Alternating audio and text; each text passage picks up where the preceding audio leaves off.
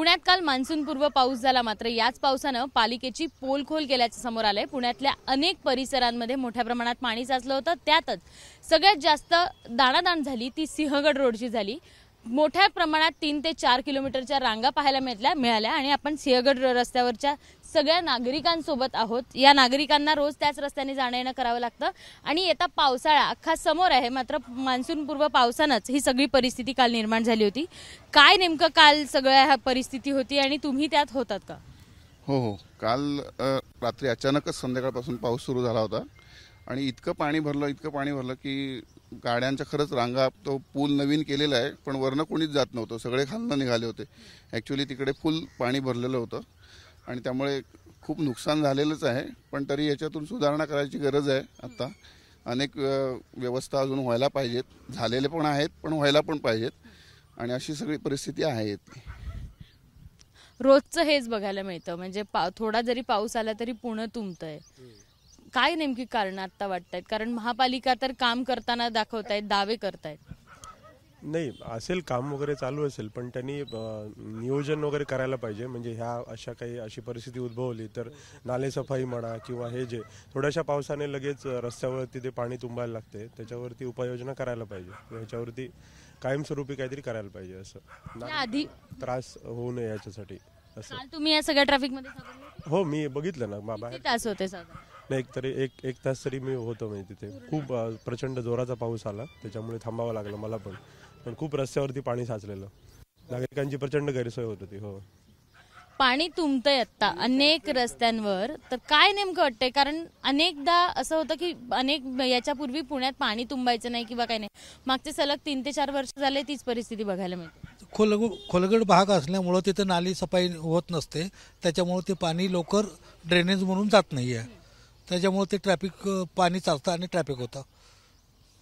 मी बँगलोरला असतो बरं का, तर तिथे पण आता तीच कंडिशन आहे। तुम्ही बघाल बँगलोरचे व्हिडिओ सगळे रील्समध्ये वगैरे, प्रचंड म्हणजे आता 2-3 दिवसापासून पाऊस पडतोय आणि सर्व एरियामध्ये हीच कंडिशन आहे।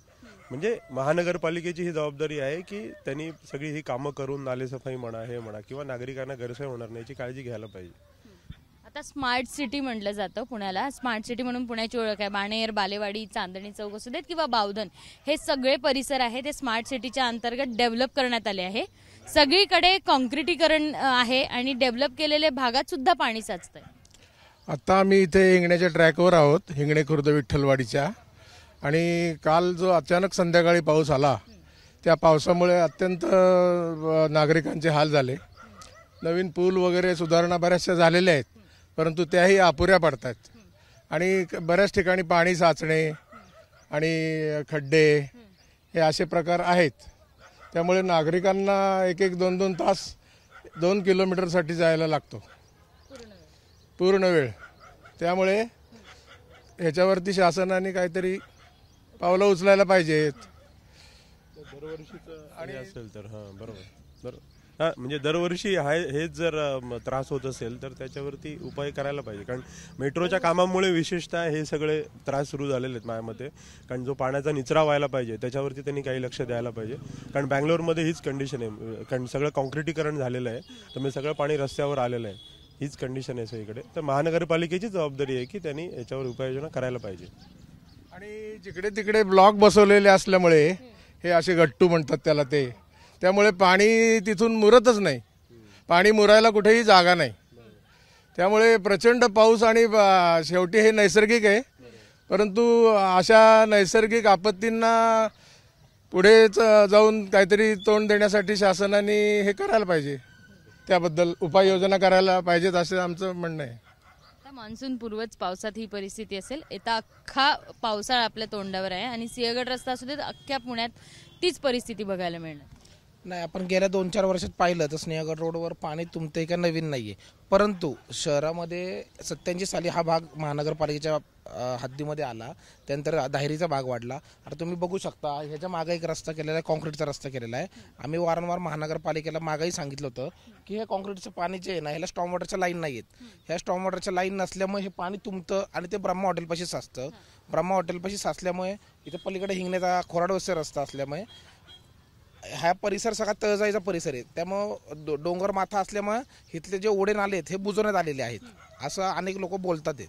आता हे खरं का खोटं आहे आम्हाला माहीत नाही, परंतु प्रशासनाने हे काहीतरी केलं पाहिजे, कारण नागरिकांची गैरसोय. काल 4-4 तास लोकांना घरी पोहोचायला लागले, आपण पाहिलं असेल टीव्हीवर वगैरे.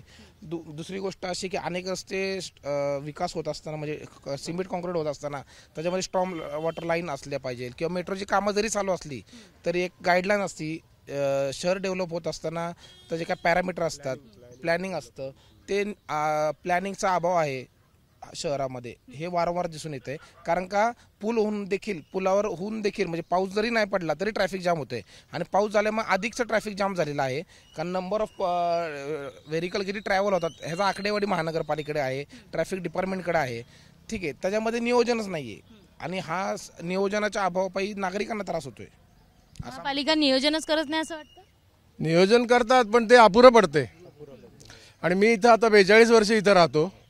या इथे बरेचसे असे ओढे होते, शेती होती, आणि त्या शेतीसाठी पाट वगैरे बांधलेले होते. त्याच्यातून सगळा तो पाण्याचा निचरा वगैरे पहिल्यांदा व्यवस्थित व्हायचा. परंतु आता काय झालं आहे की सगळं कॉन्क्रिटीकरण झाल्यामुळे ते काय की जे जुने प्रवाह आहेत पाण्याचे ते सगळे बंद झालेले आहेत, आणि त्यामुळे ह्या अडचणी सगळ्या येत आहेत. महापालिका एकीकडे दावा करते की आम्ही मान्सूनपूर्व कामं करायला सुरुवात केली नाही, तर अधिक कामं ती सगळी झालेली आहे. येता अख्खा पावसाळा तोंडावर आहे. मात्र त्याच आधी जर नागरिकांना 4-4 तास पाणी साचल्यामुळं किंवा ट्रॅफिकमुळं जर असं सगळं उभं राहावं लागत असेल, रस्त्यावर वाहतूक कोंडी होत असेल, तर कितीही उपाययोजना केल्या, कितीही प्लॅनिंग केलं तरी महापालिकेनं जर व्यवस्थित वेळेवर कामं केली नाही तर परिस्थिती येत्या अनेक वर्षापर्यंत जैसे ते राहण्याची परिस्थिती निर्माण होऊ शकते. कॅमेरामन अमोल गवाळेसह शिवानी पांढरे, एबीपी माझा, पुणे. एबीपी माझा, उघडा डोळे बघा नीट.